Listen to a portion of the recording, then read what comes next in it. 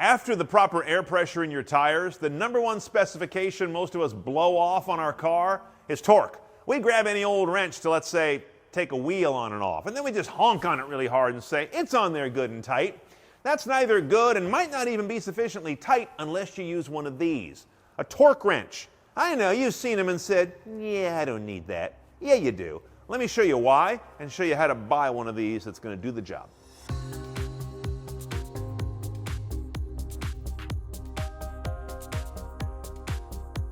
Before we get started, a quick discussion of torque. What is it? This will make some people's eyes glaze, but I'm going to give it to you the simple way. You engineers, you may cringe, but I think I got this basically right. It's twisting force. When you take a wrench like this and you rotate it and turn a nut or a bolt, a certain amount of twisting force is what you feel. That's that resistance. It's analogous to the clamping force that you are creating, holding whatever it is on to wherever it's supposed to be. But since we have no gauges, most of us, that can directly measure the clamping force, we need to sort of make an analog for that with the torque force that we apply to the fastener. Now, a car maker will tell you you've got to put 80, 90 foot-pounds, let's say, of torque on a lug nut to put a wheel on your car. That way it's not so tight that it deforms anything or breaks anything, but also not so loose that it's going to come off after many miles of shock and vibration.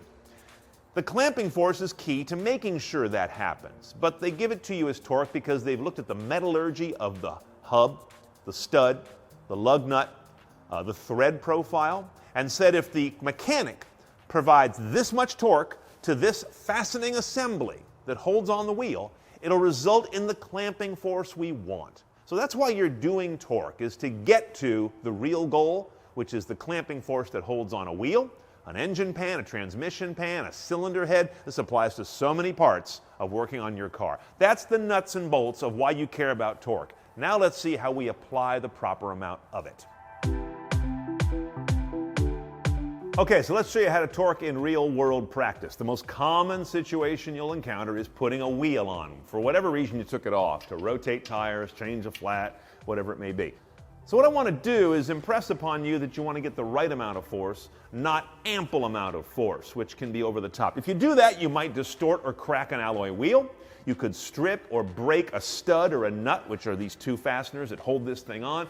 You might even crack or pull out this part from the hub behind where it all attaches. All of these are going to get your mechanic to look at you like you're an idiot when you limp this thing in to have them repair the damage that you've caused. Don't do it for your own pride and for your own pocketbook.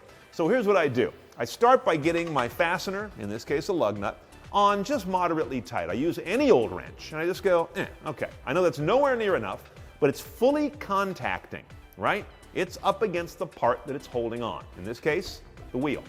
I take off the conventional wrench. Now I grab my torque wrench, and the first thing I do is set it to the correct torque setting for this lug nut. How do I know? You Google it today. 100 foot-pounds. That's how torque is expressed most often, foot-pounds. I'm not even going to deal with the definition. Don't worry about it. I have to set my wrench to that, though, to 100. This is a wrench that uses what's called a vernier scale and a click-stop head. I'll show you that in a minute. There are other wrenches that have a digital readout. They show you the foot-pounds in that way. I like them if you spend a lot of money on them. I don't like cheap ones. And speaking of cheap, there's a really cheap kind of wrench that uses this sort of wavering needle, almost like a water divining rod. Those are junk. Don't use those either.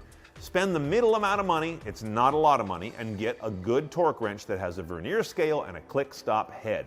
So what I do now is I look at my vernier scale, which may be foreign to you if you never did anything with slide rules or calipers.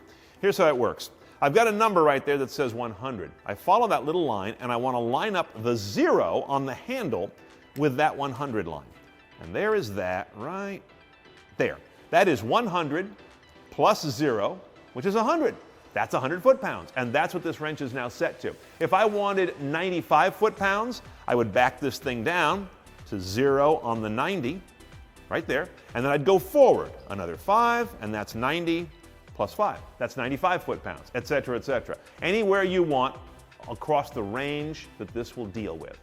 Now the next thing I do is stick a socket on here that fits the lug nut. I already have that figured out. It's 13/16 on this car. And I go to put this on and do my torquing. Got a problem. Doesn't reach. This nut is too dished, it's too inset in this wheel for me to get to it. So now I'm going to add an extension rod, and here's where an awful lot of discussion goes on, where people say that this extension rod is going to screw up the accuracy of your torque reading. It will not. It will be fine. The only possibility is if this is made of such crappy metal that it twists. It's not a big variance unless you're using some kind of real piece of junk tool that's about to fail. I'm going to assume that's not the case, in which case this does not alter the torque reading in any meaningful way. I'll show you what does in a minute. I place my torque wrench on my fastener. I've already set it to the right weight, 100 foot-pounds. I got to get up now because this is a fairly good size fastener with a pretty good piece of torque going to it. You don't want to do this in a few little pieces, like tap, tap, tap, and you don't want to do it twice. Here's how you do it. You do it in one sweep. Start up kind of high and bring it down smoothly until you hear this, a click. I like these a lot because there's that physical communication you get from the wrench. Here's what you don't want to do. Say, I wonder if I got it tight enough. Let me go and do it again. No, you don't double torque a fastener. If you wanted to check it, you've got to do this. Take a wrench, back it off again, untorque it, there we go, get it just barely snug again, and start the process from scratch, not doing it again on a previously torqued nut. There we go. Now I know I've got it. So you're okay to use an extension. You want to do your torquing in one smooth arc. And the last thing is you want to hold the wrench in the right place. There's a very pronounced handle here for a reason, because this head and this scale and calibration are calibrated to you applying force at this length of the beam. Don't choke up on this thing. It'll screw it all up and you will not get the right fastening. You got to hold it where it indicates you hold it, and I support the head if I've got a long extension here also. That's also very important. Once you get this done, you know your fasteners are in good shape. But what if you're doing a bunch of fasteners? Like in this case, I would be doing 5 in real life. There's a certain pattern to torquing things. Whether it's 5 lug nuts or 20 engine pan bolts or transmission pan bolts or a dozen cylinder head bolts, whatever they are, you don't just go after them willy-nilly. You want this to attach flatly as you're putting torque on it. Now in a factory, on an assembly line, they often have big tools that would fasten all of these at once. So they don't worry about it. The clamping force is going to be applied evenly and flatly all at once. You don't have that tool. So what you do is this instead. Let's say I started here on this lug nut, which I did. The next one I want to do is as far away as I can. Let's say this one, opposite. Then I go over here, and then here, and then here. See what I did? I kept moving as far away as I could from the previous nut to distribute my clamping force around the part. It's by no means perfect, but it's good enough for the average mechanic. Unless you're working in an industrial facility, that's how we do it.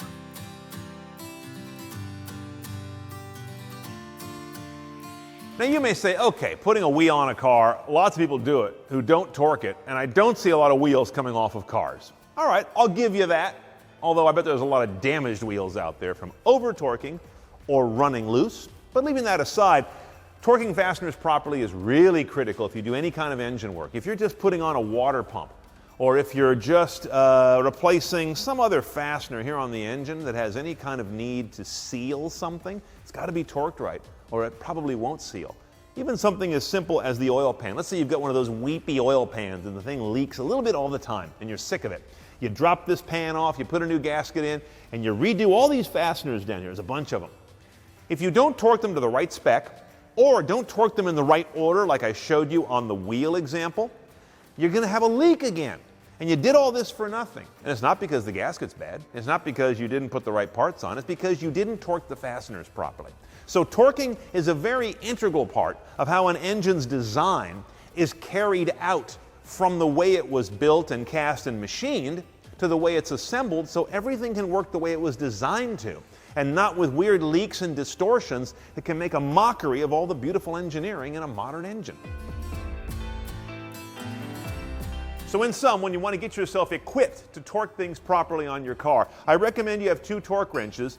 One would be a foot-pounds wrench that has a 3/8 drive. This is pretty common stuff. The other, a little less common, would be an inch-pounds wrench with a 1/4-inch drive. This is for smaller fasteners, smaller sockets, things of that nature. If you have these two in your toolkit, unless you're working on some pretty big trucks, you're in great shape to torque anything from a small critical fastener to big stuff like lug nuts and cylinder head bolts. And then you're going to make sure everything is on tight enough but not too tight.